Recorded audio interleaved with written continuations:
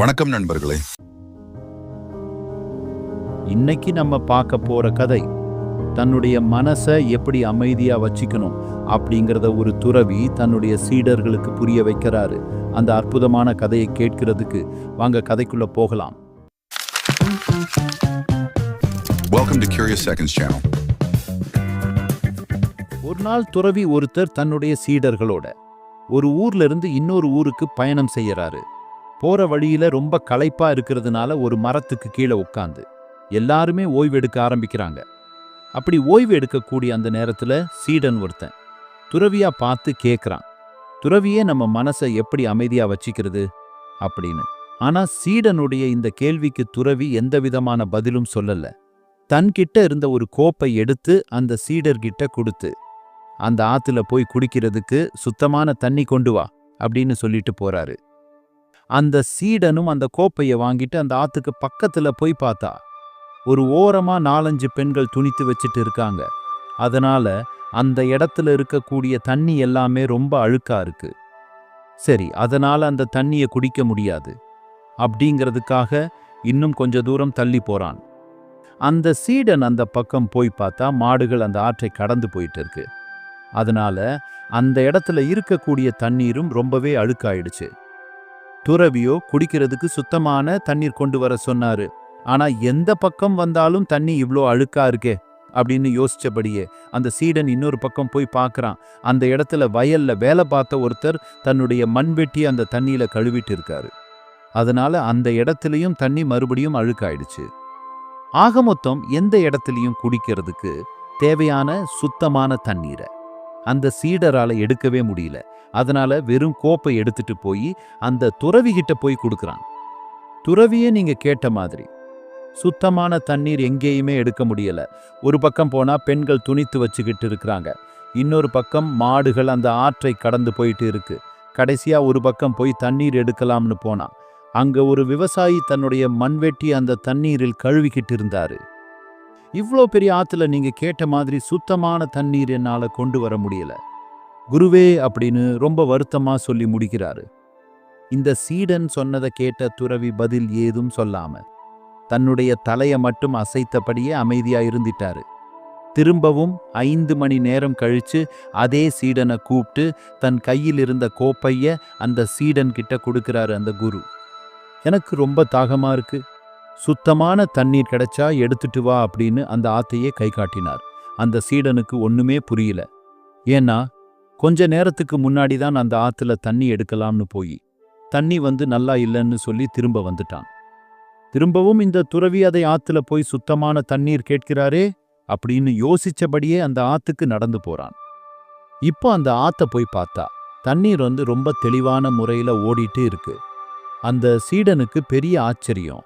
என்னடா கொஞ்ச நேரத்துக்கு முன்னாடி நம்ம பார்த்தா இந்த தண்ணி ரொம்ப அழுக்கா இருந்தது, ஆனா இப்போ இந்த தண்ணி ரொம்ப சுத்தமா குடிக்கிறதுக்கு ஏத்த மாதிரி இருக்கேன்னு சொல்லி அந்த கோப்பையில சுத்தமான தண்ணீர் பிடிச்சிட்டு துறவிகிட்ட போய் குடிக்கிறாரு. அந்த துறவியோ அந்த தண்ணீர் முழுக்க குடிச்சு முடிச்சிட்டு அந்த சீடனை நிமிர்ந்து பார்க்கறாரு. உடனே அந்த சீடன் அந்த குருவை பார்த்து கேட்கிறான், குருவே, நான் கொஞ்ச நேரத்துக்கு முன்னாடி போகும்போது அந்த தண்ணீர் ரொம்பவே அழுக்கா இருந்தது, ஆனா இப்ப போய் பார்த்தா அந்த தண்ணீர் குடிக்கிறதுக்கு ஏத்த மாதிரி ரொம்ப தெளிவான முறையில் இருக்கே, இது எப்படி சாத்தியமாகும்னு ஒரு குழப்பத்தோடவே அந்த குருவை பார்த்து கேட்கிறான். உடனே அந்த குரு சிரிச்சபடியே அந்த சீடனுக்கு பதில் கொடுக்க ஆரம்பிக்கிறாரு. சீடனே, முதல் தடவை நான் உன்கிட்ட தண்ணி கேட்கும்போது நீயும் தண்ணீர் எடுக்க அந்த ஆத்துக்கு போனேன். ஆனா அந்த நேரத்துல அந்த ஆத்து தண்ணி அமைதியான முறையில இல்ல. மக்கள் அந்த தண்ணீரை புழங்கினபடியே இருந்ததால அந்த தண்ணீர் ரொம்ப அழுக்காவும் மண்ணாவும் குடிக்கிறதுக்கு முறையற்ற தண்ணீராவும் இருந்தது. ஆனா நீ இந்த தடவை போகும்பொழுது அந்த தண்ணீர் யாருடைய புழக்கத்துக்கும் இல்லாம ரொம்ப அமைதியான முறையில் இருந்தது. அதனால அந்த தண்ணீரில் கலக்கப்பட்ட அழுக்கு, தூசு இது எல்லாமே தண்ணீருக்கு அடியில போய் தங்கிடுச்சு.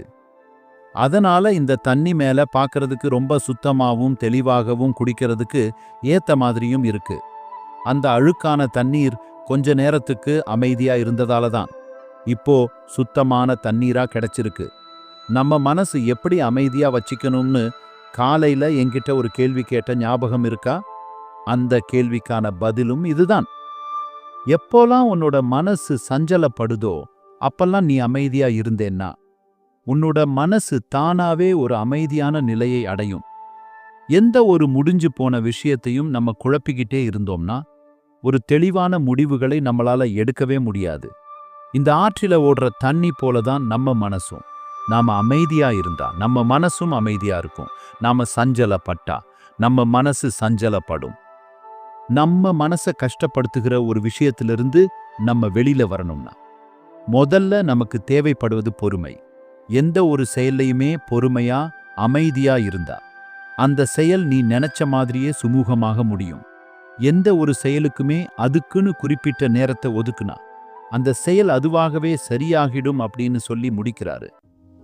இந்த துறவி சொன்ன விஷயம் அந்த சீடனுக்கு மட்டும் இல்ல, நம்மள மாதிரி ஆட்களுக்கும் தான். நம்ம எப்பெல்லாம் முடிஞ்சு போன ஒரு விஷயத்தை யோசிக்க ஆரம்பிக்கிறோம் அப்பெல்லாம் நம்ம மனசு சஞ்சலப்பட்டுட்டே இருக்கும். அதுவே எதிர்காலத்துல நம்ம செய்ய போற விஷயங்களுக்கு தெளிவான முடிவுகளை எடுக்க விடாது. எப்போதுமே நம்ம வாழ்க்கையில நெகட்டிவா ஒரு விஷயம் நடக்குதுன்னா அந்த விஷயத்துல இருந்து நம்ம மீண்டு வரணும்னா அமைதியாகவும் நிதானமாகவும் இருக்கணும். அந்த விஷயத்திலிருந்து மீண்டு வரத்துக்கான நேரத்தை கொடுக்காம உடனடியா அந்த பிரச்சனைகள் தீரணும்னு அதை பத்தியே நம்ம யோசிக்க ஆரம்பிச்சோம்னா நம்ம மனசுல இருக்கக்கூடிய நிம்மதியை தொலைக்க நேரிடும். அந்த குழப்பத்தோட யோசிச்சா நம்ம எடுக்கிற முடிவு கண்டிப்பா ஒரு தெளிவான முடிவாக இருக்காது. உங்க மனசை கொஞ்ச நேரம் அமைதிப்படுத்துங்க. அதுக்கப்புறம் ஒரு விஷயத்துக்கான சொல்யூஷனை தேடினீங்கன்னா கண்டிப்பா அந்த சீடனுக்கு கிடைச்ச தெளிவான தண்ணீர் போல உங்க வாழ்க்கையிலையும் நீங்க தெளிவான முடிவுகள் எடுக்க முடியும். நம்ம வாழ்க்கையில பிரச்சனைகள் நடக்கும்போது நம்ம வீட்டில் இருக்கக்கூடிய பெரியவங்க ஒரு வார்த்தை சொல்லுவாங்க, கொஞ்ச நாள் ஆறப்போடு எல்லாம் சரியா போயிடும்னு. அதே கருத்து தான் இந்த துறவியும் தன்னுடைய சீடனுக்கு சொல்லியிருக்காரு. நம்ம வாழ்க்கையில நடக்கிற ஒரு சில பிரச்சனைகள் நம்ம எடுக்கக்கூடிய சுமூகமான முடிவுனால சரியாகிடலாம். ஆனா ஒரு சில பிரச்சனைகளுக்கு அதற்கேற்ற நேரத்தையும் காலத்தையும் கொடுத்தா மட்டுமே தான். காலப்போக்கில அந்த பிரச்சனைகள் தன்னாலேயே சரியாயிடும். இனி உங்க வாழ்க்கையில நடக்கக்கூடிய பிரச்சனைகளுக்கு தீர்வு உங்க மனசு ஒரு சஞ்சலத்தில் இருக்கும்போது எடுக்காதீங்க. அந்த மாதிரி குழப்பமான மனநிலையில் இருக்கும்போது நம்ம எடுக்கக்கூடிய முடிவுகள் எல்லாமே தவறாக முடியும். பொறுமையுடனும் நம்பிக்கையுடனும் இருந்தா கண்டிப்பா உங்க பிரச்சனைகள் ஒரு நாள் தீர்ந்து போகும். மேலும் இது போன்ற நல்ல நல்ல கதைகளை தொடர்ந்து பார்த்து மகிழ இந்த சேனலை சப்ஸ்கிரைப் செய்யுங்கள். உங்கள் கருத்துக்கள் மற்றும் வேறு எந்த மாதிரி கதைகளை பார்க்க விரும்புகிறீர்கள் என்று காமெண்ட் பாக்ஸில் தெரிவியுங்கள். இந்த வீடியோ பிடித்திருந்தால் லைக் மற்றும் உங்களுக்கு பிடித்தவங்களுக்கு ஷேர் செய்யுங்கள். மீண்டும் மற்றொரு வீடியோவில் உங்களை சந்திக்கிறேன். நன்றி, வணக்கம்.